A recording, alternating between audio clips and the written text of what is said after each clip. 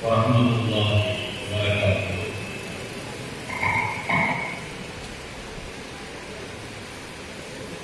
Alhamdulillahirabbil alamin, wassalatu wassalamu ala sayyidil mursalin imamil muttaqin wa ala alihi wa sahbihi ajma'in.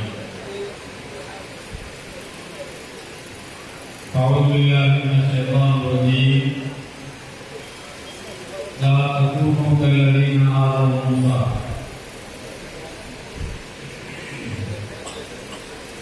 Sallallahu alaihi wasallam.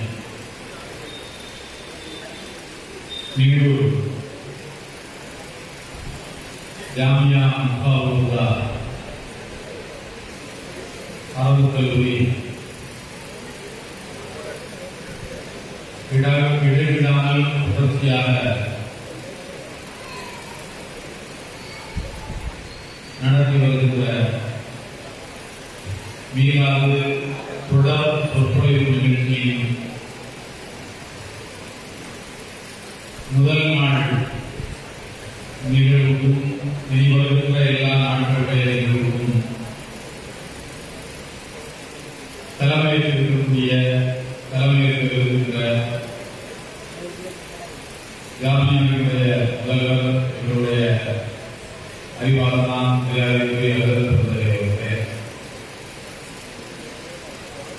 எனக்கு முன்னால் ஒரு சிறப்பான தரமான உரையை பெருமானார் மீது புகழ் பாடுகின்ற கவிஞர்கள் எப்படியெல்லாம் அந்த புகழ் மாலையை கூறியிருக்கிறார்கள் என்பதை மிக அருமையாக விளக்கி சொல்லி அமர்ந்திருக்கிற மரியாதைக்குரிய ஜாமியாவினுடைய பேராசிரியர் அப்துல் ரஹ்மான் ஆராவி அவர்களே,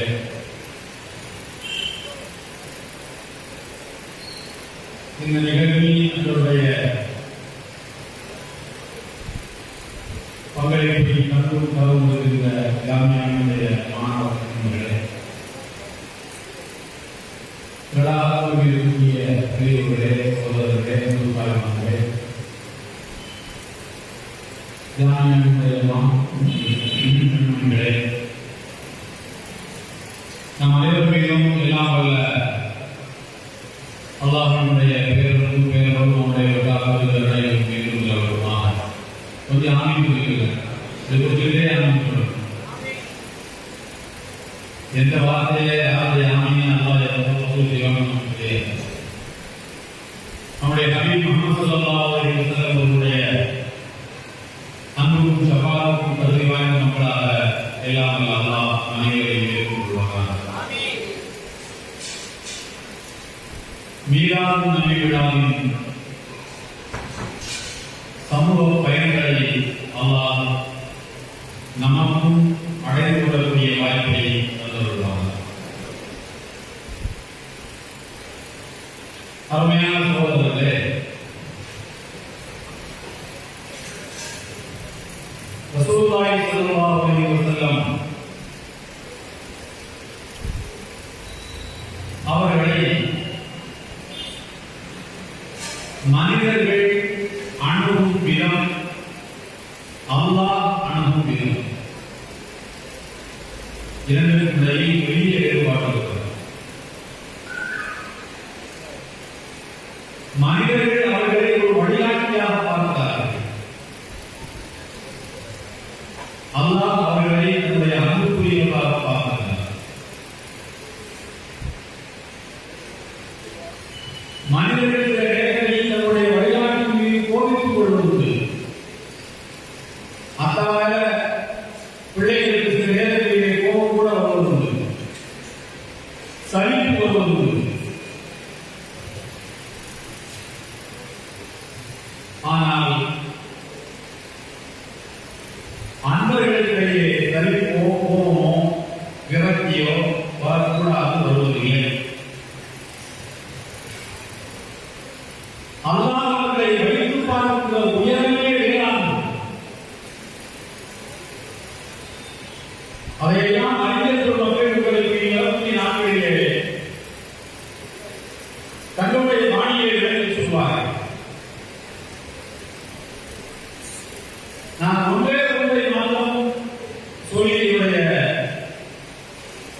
உரையின் முக்கிய கருப்பொருள் செல்ல விரும்புகிறது.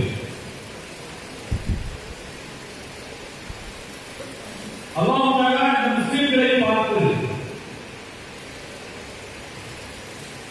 இப்படி இல்லாதவர்கள் இப்படி இல்லாதவர்கள் இப்படி இல்லாதவர்கள் என்று சொல்லுகின்ற வசனங்களுக்கு தானே ஏராளம் இருக்கின்றன. இப்படி சொல்லாதீர்கள், இப்படி நடக்காதீர்கள்,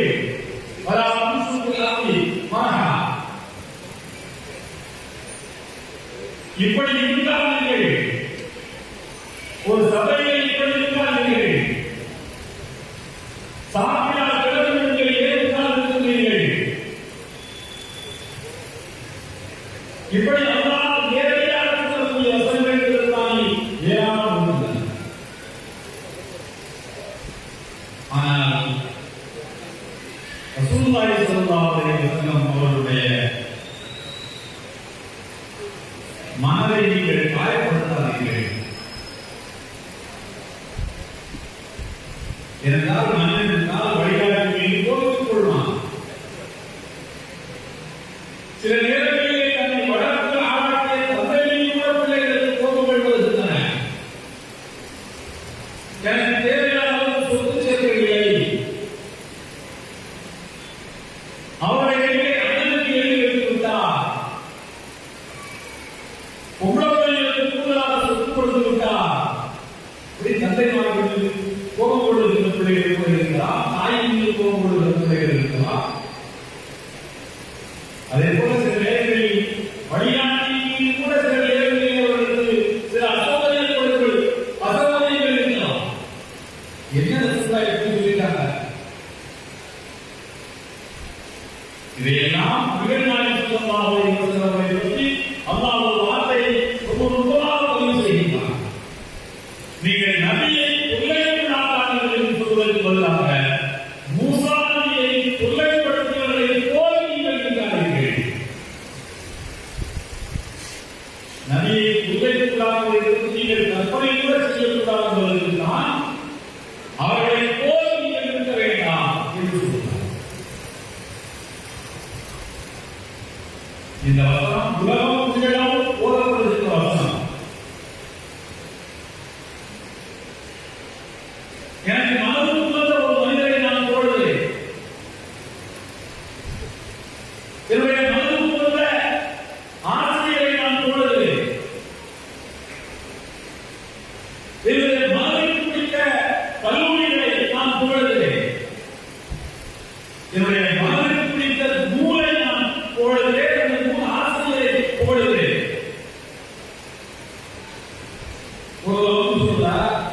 எப்ப பார்த்தாலும் அவரே போடுறீங்க அப்படியெல்லாம் போடாதே என்று சொன்னால் யாரை நான் போடுகிறேனோ அவர் அருகிலே இருந்தால் அவர் என்ன நினைப்பார்? என்ன போடுறது உனக்கு பிரச்சனை என்று கேட்பாரா?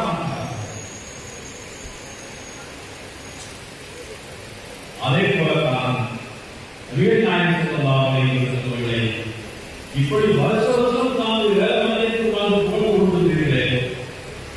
அது பயான கொடுத்தாலும் பரவாயில்லை, பாட்டு பாடினாலும் பேர் போடுகிறேன், பாட்டு பாடி மட்டும் போட்டாலும் பரவாயில்லை, அது தப்பைக்கே பாடப்படுகிறேன், தப்பைத்தான் மட்டும் உங்களுக்கு திருப்பி வருவதில்லை. சில நேரங்களில் உடலை லேசான அசைத்து அசைத்து ஆடி வருகிறேன். இது என்ன வினோதமான பழக்கம் என்று சொல்லி அவர்கள் நம்மை காயப்படுத்தவில்லை, நபிகள் நாயகம் ஸல்லல்லாஹு அலைஹி வஸல்லம் அவர்களை காயப்படுத்தினார். எந்த அளவிலும் பெருமானாரும் புகழ் சேர்க்கிறவனால்தான் ஒரு இறைநம்பிக்கையாக இருக்க வேண்டும். நன்றி அந்த புகழை குறைந்தவனாகவோ புகழாதே என்று சொல்பவனாகவோ ஒரு இறைநம்பிக்கையாக இருக்கக்கூடாது, இருக்க மாட்டான். ஏனென்றால் இந்த உலகத்துக்கு அவர்கள் காத்த அரும் கொடைகள் அவ்வளவு அதிகம். அவர்கள் நிகழ்த்திய சாதனைகளை இமாம் அபூ ஹஸன் அலி நஜ்வி அவர்கள் பதிவு செய்கிறார்கள். தன்னுடைய நூலில் அஹ்மதுல் ஆலமி என்ற நூலில் பதிவு செய்கிறார்கள். அவருடைய கருத்து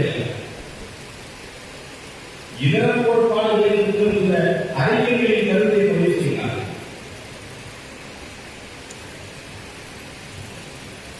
அவர்கள் சமுதாயத்தை பொருளாதார புறநிலையில் நபிகள் ஸல்லல்லாஹு அலைஹி வஸல்லம் அவர்கள் விடுவித்தார்கள். ஆனால் அடியின் பாவத்தின் உலகத்துக்கு விடுதலை தந்தார்கள். ஒரு சுதந்திரத்தில் இன்றைய உலகத்தை மிகவும் முன்னேறிய நாடு என்று எல்லோரும் நம்பிக்கொண்டிருக்கக்கூடிய நாடு அமெரிக்கா. யதார்த்தம் வேறு. எல்லோரும் முன்னேறிய நாடு என்று நம்புகிற நாடு அமெரிக்கா. 70 ஆண்டுகளுக்கு முன்னர் வரையும் அமெரிக்காவிலே அடிமைத்தனம் இருந்தது. இன்னும் சொன்னால் 40 ஆண்டுகளுக்கு முன்னர் வரையும் அமெரிக்காவிலே அடிமைத்தனம் இருந்தது. தமிழ்நாட்டுடைய முதல்வர் அண்ணாதுரை உத்தரவு இருக்கிறார். வெள்ளை மாளிகை என்பது அமெரிக்காவில் இருக்கக்கூடிய ஒயிட் ஹவுஸுக்கு வெள்ளை மாளிகை என்று தம்பி ஏன் பெயர் வைத்தார்கள் தெரியுமா? அந்த நூலை சொல்றார். மரமும் ஒரு கருப்பன் அந்த மாளிகைக்குள்ளே நுழைந்து வரக்கூடாது என்பதற்காக அதற்கு வெள்ளை மாளிகை என்று பெயர் வைத்தார்கள். தம்பி இருக்கிறார். ஆப்பிரிக்க நாட்டிலிருந்து மிருகங்களை வேட்டையாடுவதை போல மனிதர்களை அப்பறிந்து வேட்டையாடி அவர்களை கப்பலிலே ஏற்றி அமெரிக்காவிலே கொண்டு வந்து கத்தரிக்காயையும் மாங்காயையும் விற்பதை போல மனிதர் சந்தையை மனிதர்களை விற்றார்கள் மனிதர்கள்.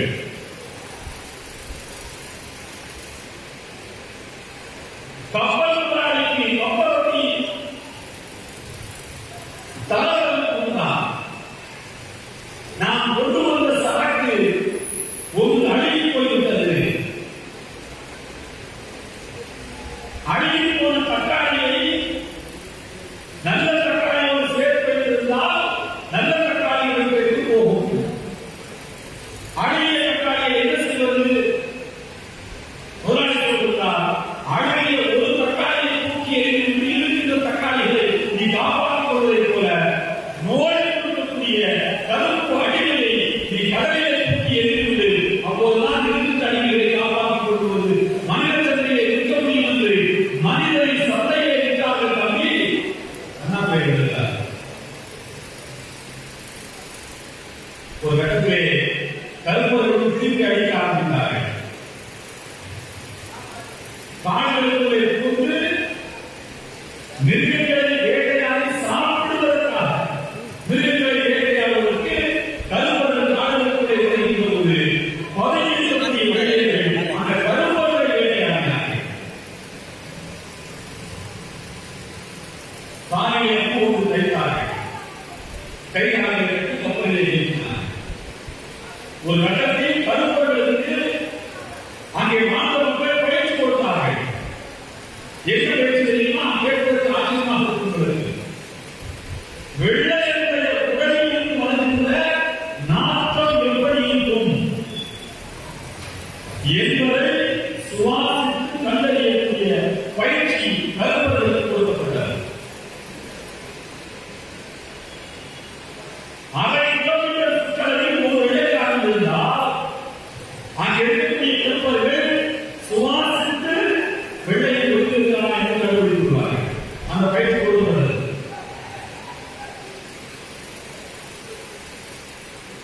கருப்பவர்கள் திரும்பி அடிக்கிறார்கள். பல மாதங்கள் காலகட்டத்தை பற்றியிருந்தாலும் கருப்பு அடியில் விளையவில்லை. வெறுக்கையோடு திரும்பி போனார்கள்.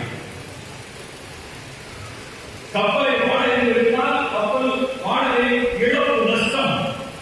அடிமைகளை எடுத்துக் போய் சந்தையை விற்றாலே லாபம் கிடைக்கும். லாபத்தில் ஒரு பகுதியில் தானே கப்பலுக்கு வாடகை கொடுக்க முடியும். அடிமை வியாபாரம் நஷ்டமடைகிறது தான்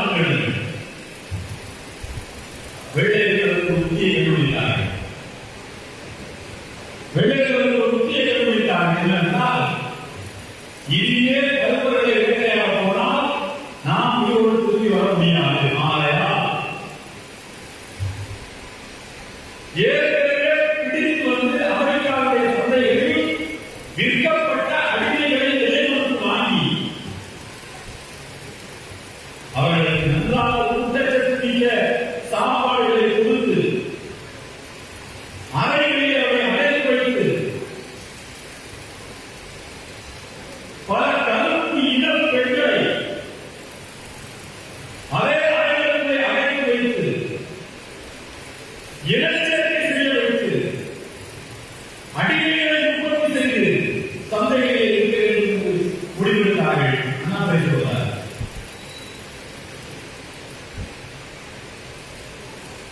இப்படி மனித ஃபேக்டரிகள் உலகத்தில் நாகரிகத்தை ஒழிக்கப்பட்ட நாடு என்று இவரை பெற்றதெல்லாம் சொல்லிக் கொடுத்த அமெரிக்கா நடத்திய ஒரு ஃபேக்டரி, ஹியூமன் ஃபேக்டரி, மனித சந்தை.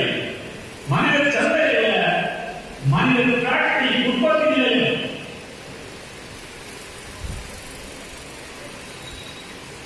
அப்படி தயாரித்து சந்தைகளில் அடிமைகளை இருக்கு வடமொழியில் நீ வியாபாரத்தை செய்தவர்கள்.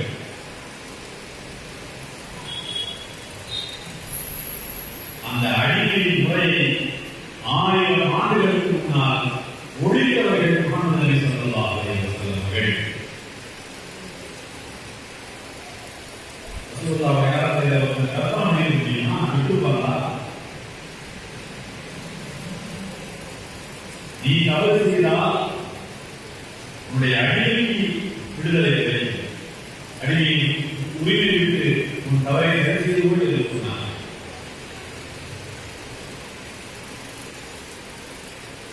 இது ஒரு விஷயத்தை மாற்றமல்ல, இன்றைக்கு உலகமே மூழ்கி கொண்டிருப்பது வட்டியில் தான் மூழ்கி கொண்டிருக்கிறது.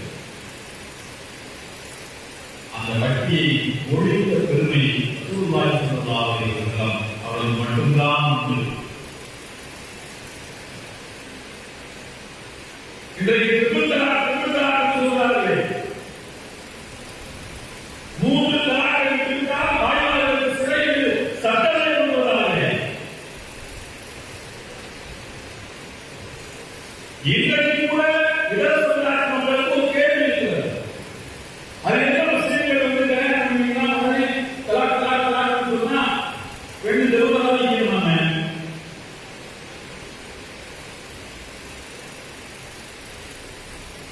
முத்தலாக் ஒரே நேரத்தில்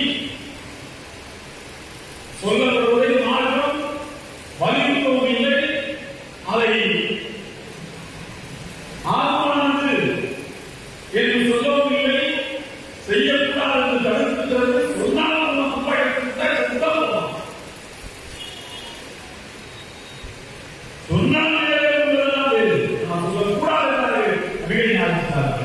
இந்த சிஸ்டம் ஏன் வந்தது என்றால் பெண்களை அழிப்பதற்கல்ல, பெண்களை காப்பதற்கு தான். முன்னாடி கல்யாணம் இருக்கிறான்னு சொல்லுவான், 10,000 திரும்ப சேர்த்துமா, திரும்ப திராக்குமா, திரும்ப சேர்த்துமா, திரும்ப திராக்குமா, சேர்த்துமா, இப்படி 5 10 20 பண்ணிட்டே இருக்கும்.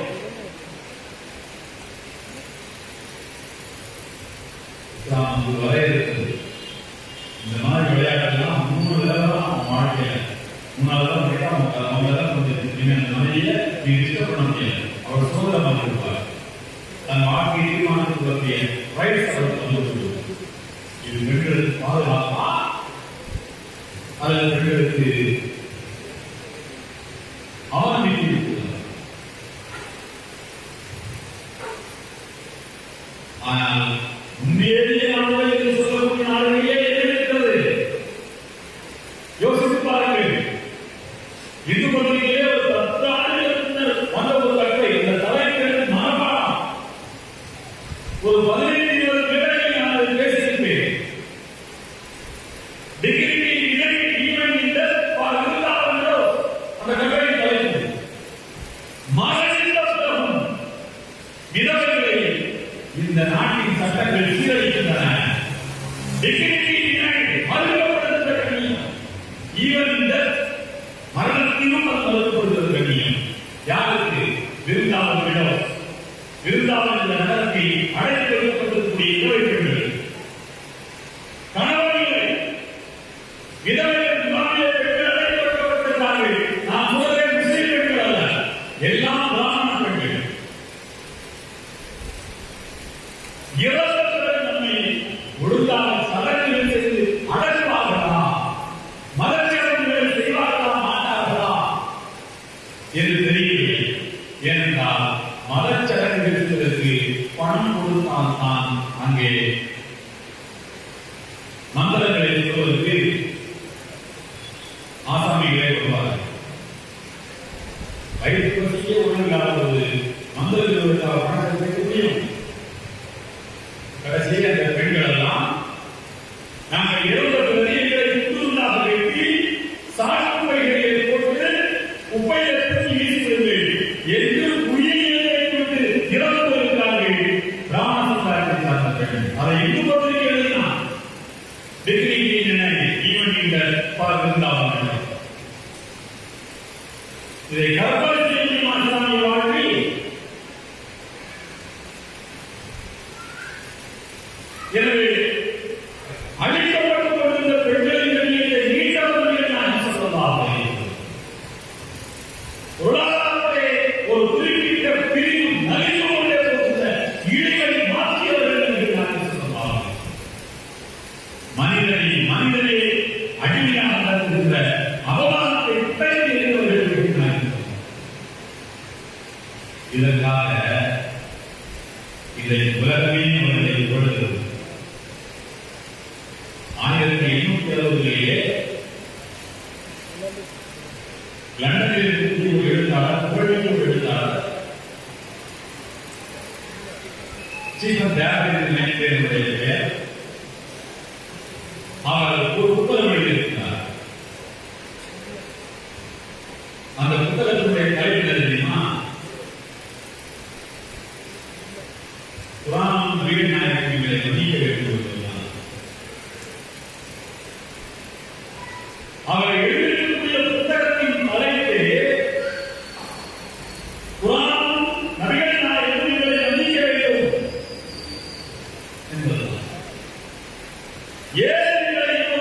என்பதுதான். அந்த இருவரும் இந்த உலகத்திற்கு தந்த அருள்கொடைகள் ஏராளம். ஆனால் அதை நாங்கள் புரியாமல் அவர்களை நாங்கள் இழித்து அவமானப்படுத்தி பேசிக்கொண்டே இருக்கிறோம். எங்களை நீங்கள் நம்பிக்கை வேண்டும் வேண்டாயிரமே என்று ஐரோப்பியர்கள் குற்றம் எழுந்தார்கள். இங்கே உள்ள ஐரோப்பியர்கள் பதிவுகள் உனக்கு என்ன பிரச்சனை? ஒன்னதான் போடணுமா நடக்குது? நீ யாரையும் எப்படி எல்லாம் உடலாயிட்டா எல்லாம் வந்து தள்ளி குறைஞ்சபட்சம் போடணும்னா அவன் செலவு கொடுத்துருந்ததுன்னு அவனுடைய வரையறை. இப்படி உலகமே பெருமானாரை புகழ்வதற்கு காரணங்களை கண்டுபிடித்து வைத்திருக்கிறது. உலகம் பெருமானாரை புகழ்வதற்கு உலகத்திடம் காரணங்கள் உள்ளது. ஒன்றிலிருந்து காரணம் அல்ல, 1000 காரணங்கள் இருக்கின்றன. புகழ பிறந்த சமுதாயத்திற்கோ இன்னும் காரணங்கள் பற்றாக்குறையாக இருக்கிறது. இது எங்கே சொல்லி முடிகிறது? எங்கே போய் சொல்லி முடிக் கொள்வது?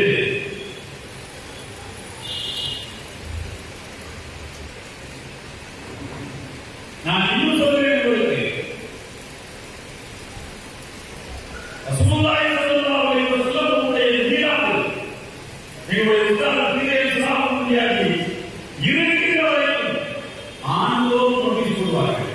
மீராது விழாவை மீராது விழா என்ற பெயரிலேயே கொண்டாடுகிறார்கள். சீரத்து நபி விழா எல்லாம் விழாவை சொல்லு.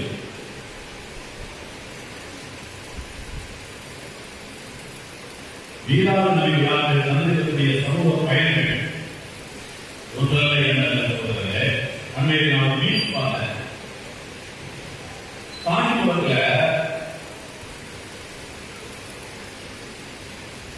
காஞ்சிபுரத்துல வந்து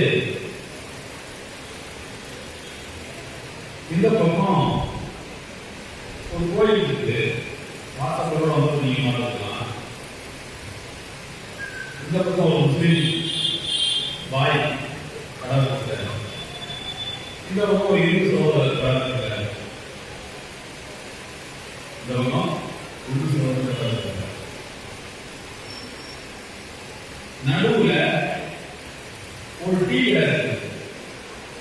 நடுவுல ஒரு டீ கடை இருக்கு. போடுனா இந்துவும் முஸ்லீமும் ஒன்றாக இருக்கவே விரும்புகிறார்கள். டீ கடைக்காரன் தான் இடையில வந்து திணிக்கிறான். புரியுதா? டீ கடை டீ விற்காம கூட இருக்குது. கடையிலாம கூட இருக்கலாம்.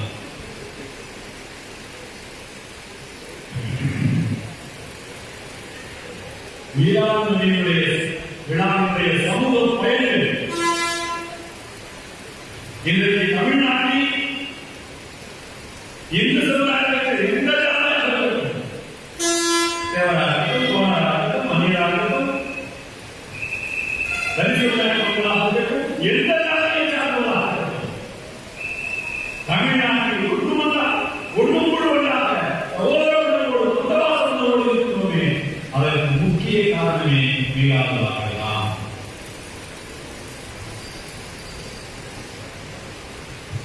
உங்களுடைய அடிகளா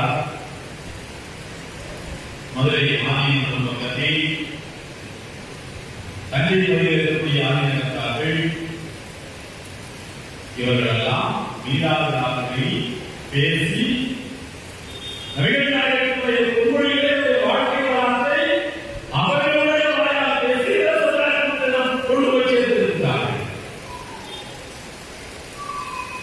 மதுரையில் ஒரு ஆணையர் இருந்தார், அருணகிரி சுவாமி. ரொம்ப அற்புதமான ஒரு மனிதர்.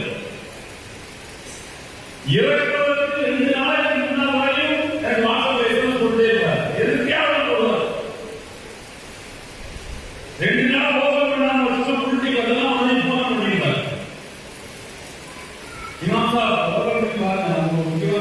முக்கியமான இருக்காரு. அவர்களுக்கு முக்கியமாக வரணும்.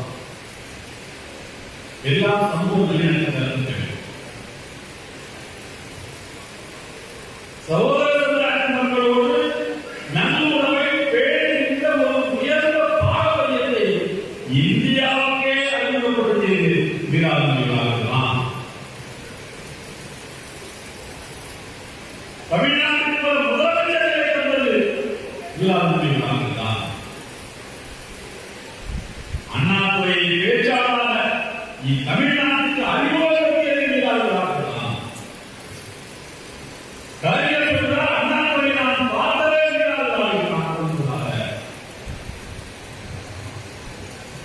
இந்த நிலைக்கு திராவிட முஸ்லிம்களிடையே முதல் பாலமாக மீராதுதான். இடைக்காலத்தில் மீராதுகளை நடத்துவதை கோயில் ஏற்பட்டதே, ஒரு சிறிய சரிவு ஏற்பட்டதே, அதனுடைய கதாபனை பார்ப்போமா இல்லையா? அதனால் ஏற்பட்ட நல்லிணக்கத்தை பார்ப்போமா இல்லையா? நம்முடைய எல்லோரும் ஆண்டுக்கு 7 விழாக்கள் எழுதுகிறார்கள். 2 விழாக்கள் 6 நாளுக்கு ஒண்ணு கரெக்டா அமெரிக்காவில் மீளாது ரமலான்ல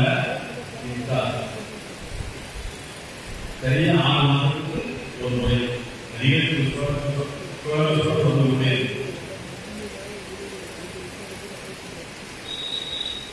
இந்த அற்புதமான ஏற்பாடுதான் தமிழகம் அமைதி பூங்காவாக திகழ்வதற்கு மிக முக்கியமான காரணம் என்பதை நாம்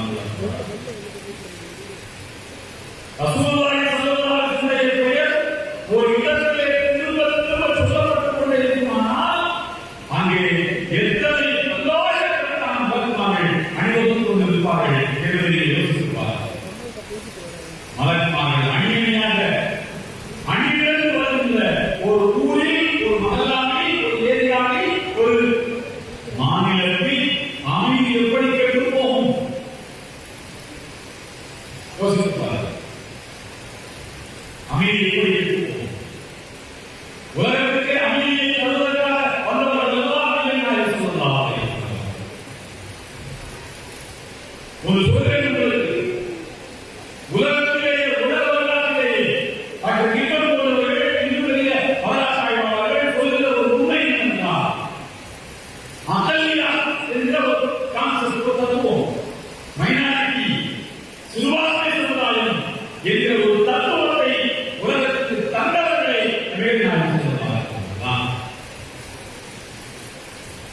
மைனாரிட்டிகளிடத்தில் மெஜாரிட்டி மக்கள் எப்படி நடந்து கொள்ள வேண்டும் என்பதை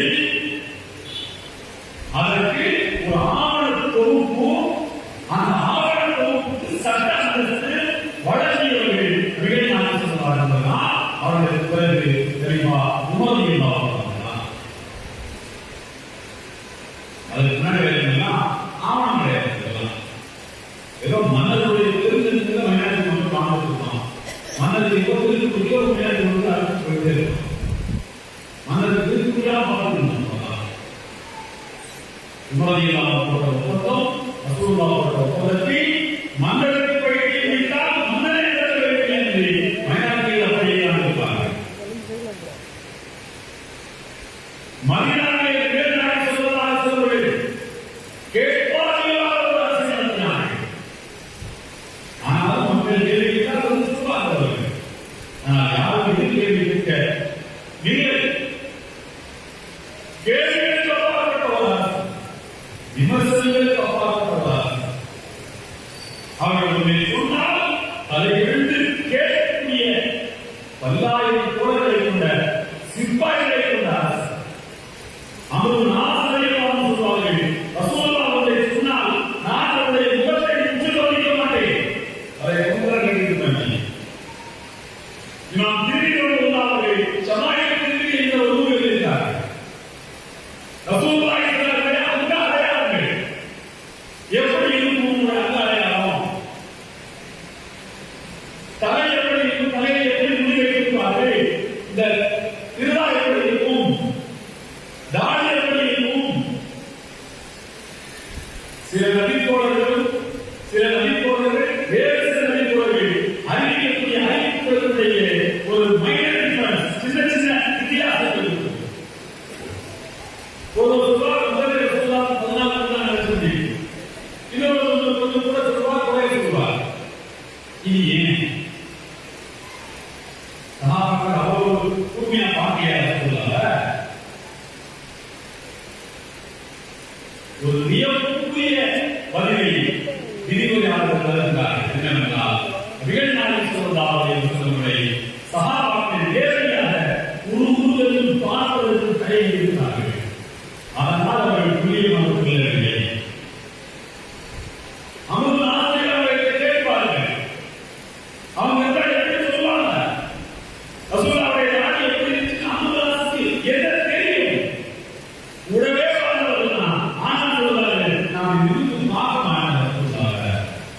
அவ்வளவு கூச்சமாக எனக்கு என்னை போல ஒரு மிகப்பெரிய இஸ்லாமிய இறுதியையும் மன்னித்த மாட்டார்கள். நிமிர்ந்து நான் வெட்கப்பட்டேன் என்று சொன்னார்கள். அப்படி நிமிர்ந்து பார்ப்பதற்கு கூச்சப்படுகிற சிப்பாய்கள் தன்னலத்தை கேட்பாரில்லாத ஒரு அரசு. எதுக்கு யாரும் கேள்வி கேட்க முடியாது. அவங்க அமைதியா இருப்பாங்க. அல்லாஹ்வுக்கு திறந்து போவோம். ரசூலுல்லாஹ் என்ன கேள்வி கேட்கிறீங்க? ஓ இதுக்கு சொல்றாரு. இன்னலாயும் நான் இன்னும் நபி. அவங்க நபியை நீங்க சங்கடப்படுகிறீர்கள். எல்லாரும் போறவங்க. அல்லாஹ் சொல்றான். அப்படிப்பட்ட காலத்தில் யாரும் எழுந்து கேட்க முடியாத ஒரு அரசை நடத்திய நபிகள் நாயகம் ஸல்லல்லாஹு அலைஹி வஸல்லம் மதீனாவிலே மித்ராஸ் என்கிற பெயரில் யூதர்களுக்கான பாடசாலையை நடத்துகின்ற சட்டப்பூர்வ அனுமதியை கொடுத்திருந்தார்கள். அந்த மித்ராஸ் என்கிற பாடசாலையை குர்ஆன் போதிக்கப்பட்டது. நபிமொழிகளால் போதிக்கப்பட்டன. இல்லை, தௌராத் வேதம் போதிக்கப்பட்டது. தௌராத்தை எழுத்துக்கு எழுத்து வார்த்தை கற்றுக் கொடுக்கக்கூடிய அறிஞர்கள் மக்கள் மித்ராஸை படித்து வெளியே வந்தார்கள். இது ஜனநாயகத்தை